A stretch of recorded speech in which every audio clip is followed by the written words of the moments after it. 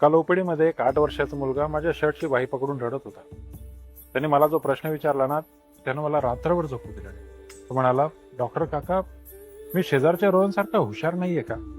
कारण माझे बाबा नेहमी त्याचेच गोडवे गातात, त्यांना मी का नाही आवडत? मित्रांनो, आपण सहज बोलून जातो, बघ तो किती अभ्यास करतोय, बघ ते किती स्मार्ट आहे. आपल्याला वाटतं आपण मुलाला चॅलेंज देतोय, त्याला मोठं करतोय. पण त्या चिमुरड्या जीवाला तिथे चॅलेंज नाही तर रिजेक्शन मिळते. त्याला वाटतंय मी माझ्या आई बाबांना आवडत नाही. विचार करा, ज्यांच्यावर आपण जगापेक्षा जास्त प्रेम करतो त्यांच्याकडूनच आपल्याला रिजेक्ट झाल्यासारखं वाटलं तर कसं वाटेल?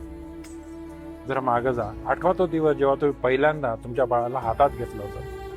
तेव्हा तुम्ही त्याची कोणाशी तुलना केली होती का? शेजारच्या कोणाशी? नाही ना. तेव्हा तो फक्त तुमचा होता, जसा आहे तसा परफेक्ट. चला, आजपासून एक खेळ खेळूया. त्याची तुलना दुसऱ्याशी करण्याऐवजी त्याच्या कालच्या रूपाशी करूया. काल त्याला एक कविता येत नव्हती, आज 2 ओळी येतात. That's a huge win. काल तो खेळणी पसरवून ठेवत होता, आज त्यानं एक खेळणं जागेवर ठेवलं. Celebrate it. मुलांना कशाची गरज असते माहितीये? स्पर्धेची नाही, स्वीकृतीची. आज घरी गेल्यावर त्याला जवळ घ्या आणि फक्त इतकं म्हणा की बाळा, तू जसा आहेस ना तसं मला खूप आवडतोस आणि आपण मिळून उद्या अजून चांगलं शिकूया. करून बघा. तुमच्या मुलाच्या डोळ्यातली ती चमक तुम्हाला सांगेल की तुम्ही आज खरं पालकत्व निभावलं. तुमच्या मुलामध्ये असा कोणता एक गुण आहे जो तुम्हाला अभिमानास्पद वाटतो? आज तुलना बाजूला ठेवून त्या एका गुणाबद्दल खाली कमेंट्समध्ये द्या.